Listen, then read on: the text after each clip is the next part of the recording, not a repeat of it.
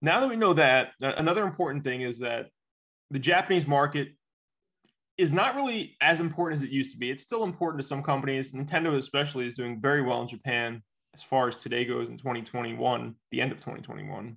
PlayStation isn't doing as good there now, but back then they were. So I was able to actually pull up this graph. I found this from there was 5 students. I'll put their names in here so you guys can see them. I'm not going to try to pronounce them, but they were students at the Institute for Strategy and Competitiveness, which is part of the Harvard Business School. So these charts actually looked at a number of different things, specifically in the Japanese market.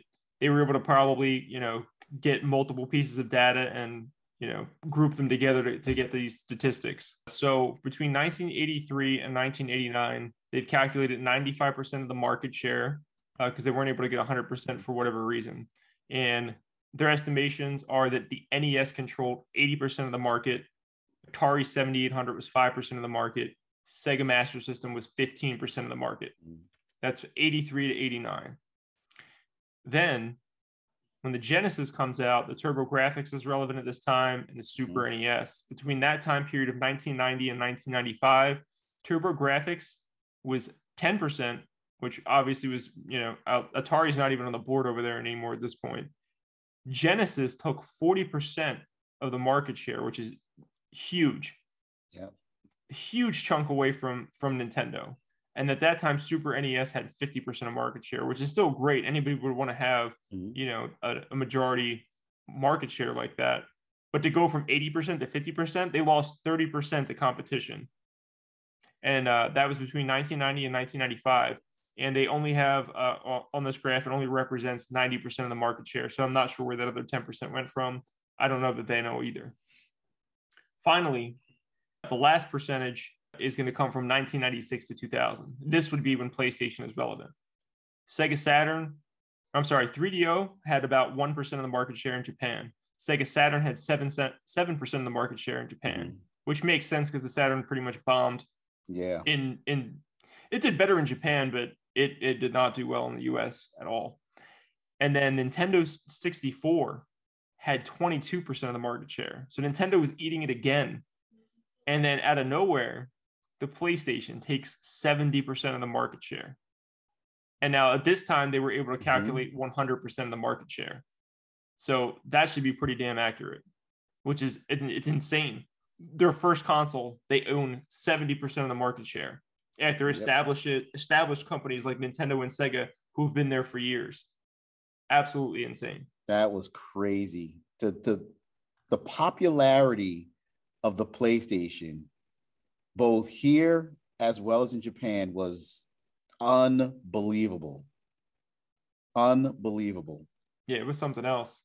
If you guys want to check out the article is called The Japanese Gaming Cluster. It's not just about that specifically. It's all about console sales in Japan specifically. So you guys can go check that out. I'll leave a link in our description as well. But back to what we were talking about before, the first big thing that had to happen, like we mentioned with the Genesis when we did that on our last show, was the sports. What were some of the sports titles that mattered most to PlayStation? Oh, of course, Madden. It was, being that the PlayStation was a CD-based console, the sounds on it were phenomenal, leaps and bounds above cartridge. They were able to implement full motion video, a lot more commentary and dialogue. So it felt like you were watching or playing a Sunday afternoon football game. We've never seen anything like that before. It was definitely next, they didn't even have, once Madden really got established, especially like during that PlayStation era, they didn't even have competition until 2K came out. And some would argue 2K, like 2K5 specifically, is probably the best football game ever made. I wouldn't necessarily disagree with that, but I mean, Madden is just, they're still around today. It's, 30 years? It came out in 88, I think, was the first Madden. It's insane. Yep. And I mean, they had some competition because Sony had their own studio. They did NFL Game Day. 989 Studios did NFL Game Day. And it was okay, but everyone knew John Madden. Yeah, some people picked up game day. Some people liked it, but Madden was always Madden was always the king, the front runner during that period of time. Madden was always the king. And then we had baseball. Yep. 99 Sports was making they made MLB 98 first. Mm-hmm. And then they started calling it some different stuff. Like Sony Interactive ended up making MLB Pennant Race, which came out in 1996. Mm-hmm. That would have been their first game. And then they transitioned into MLB 98. And then eventually, now you guys know it as MLB The Show. And then whatever year it is. Yeah. Yeah. What else? We had FIFA. I mean, EA was all over the PlayStation. This was when FIFA really started to pop. Oh, yeah. FIFA, NHL. Yeah. Yeah. The NHL games were still notable on there. Even like the subgenres of like the main sports, like Gran Turismo is a defining game on the PlayStation. Specifically, Gran Turismo 1 was like, oh my God, this is crazy. And Gran Turismo 2 just perfected on, what happened in the first game, essentially. I remember, because again, I was huge into importing, and I bought the Japanese import of Gran Turismo and was running it in the store. And the game itself looked amazing. It played great. But then after you finished your race, they did a replay of your race, and it looked so realistic. Everybody just like stood and just watched the replay. It looked that good. Because it's not having to render you playing. It's just taking like a video of it essentially, and like, yeah, it's completely separate. Oh man, that was unbelievable. That was great. That's awesome. Yeah, now I bet if you look back, you're like, oh my God, look how bad this looks. I know. Look at all these triangles. Look at this. What is this? These jagged edges. It's not the way a car looks. One for me, this is particularly because I didn't have a lot of PS1 games. I bought my PS1 kind of late, but one of the games I picked up right away was Knockout Kings. And I played the hell out of that, man. That was like a phenomenal boxing game. Mm-hmm. And it was like, again, this was a time like we've gone through this over generations, but man, at the time it was like, oh my God, I can't believe how real this looks. Look at this. These are real boxers. These are real. Look at this. This is insane. We've had boxing games prior. We had Punch Out, Mike Tyson's Punch Out for Nintendo. But they all looked kind of cartoony, They were. And even for the Genesis, we had like Evander Holyfield boxing and Buster Douglas. And they were fun. Tough man competition, but they were fun. Knockout Kings came out. It was over. It changed the game, man. That's what Sony does. What's baffling to me is EA decided to change the name for some reason and started calling it Fight Night later on. Yes. I don't know why. I mean, like, I think both are fine names. I mean, people know Fight Night now, but I mean, Knockout Kings during that period of time was like, I don't know. I think Knockout Kings is a better name, don't you? I think so too. Knockout Kings, Fight Night. Cool. I don't know, man. I think they had it right the first time. They should have just stuck with it. They should have just left it. It's already established. Maybe they got sued and like something else might have been called Knockout Kings or something. That's the only way I can imagine them just walking away from that name. They still call Madden, and Madden hasn't been in football in what, 2 decades? Like since I was a little kid, man. So that's true. They clearly will pay for a name just to have it, but not Knockout Kings. No. And then we had, I guess it falls under the sub sports genre. We had the birth of Tony Hawk. Tony Hawk was something else, man. I played that game so much, and this was a period of time where I was getting into skateboarding a little bit, and the music was like everything to me.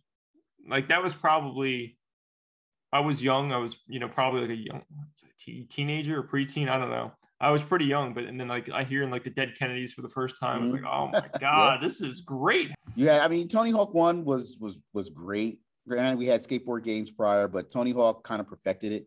And then we got Tony Hawk 2, and it was even better. Those games were great for a specific reason, because later on, they started making Skate. EA made Skate. That's still a thing. They're making a new Skate now. But that's supposed to be like a simulation. And I just am so not interested in playing a simulation. Like Tony Hawk was fun because it was an arcade style game. And I had the same problem with Gran Turismo. Gran Turismo was a cool game. It's a good game. but I only really like arcade style racing games. You know, I really only like, I really just want more Tony Hawk. Okay. Well, I mean, you had Gran Turismo for the realism, and then we had Ridge Racer for the arcadey feel racing games. And I loved Ridge Racer. Granted, it was all about drifting. I loved Ridge Racer. I actually don't think I've ever played Ridge Racer, believe it or not. What? Yeah. Ever?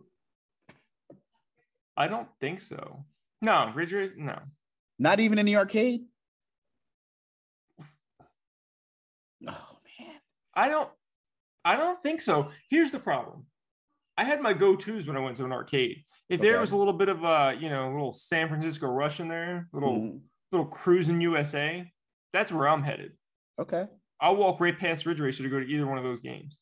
Man, yeah, Ridge Racer in the arcade, Ridge Racer was great. Namco did a fantastic job, and then it came out on PlayStation, and it was, one of those almost arcade perfect ports, and it played great.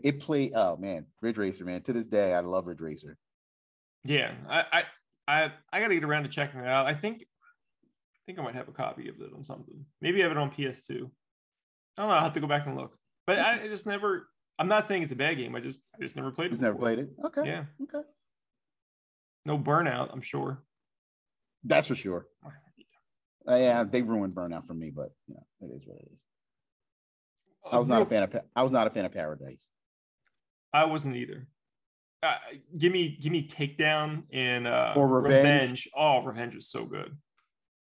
Yep, that's all I want. That's all I want again. I don't know. Have you played Cruisin' Blast? That's the new one, right? Came out this year.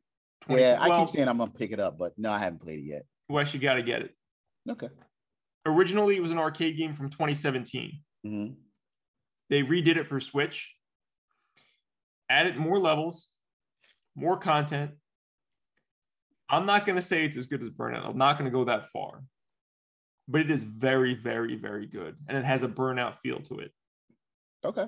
So if you want something that's like Burnout, you can get that. Or as I've mentioned before on previous podcasts, Dangerous Driving is from the creators of Burnout. And I have played that. Yep. It's basically Burnout. Yep. I think the closest thing to Burnout I've played was Split Second. Yeah, Split Second's another good one. Oh, I don't know that studio exists anymore though. Oh, they're all dead. All the ones that made great racing games aren't around. I know. Or they're in other forms of themselves, like the team that makes Dangerous Driving.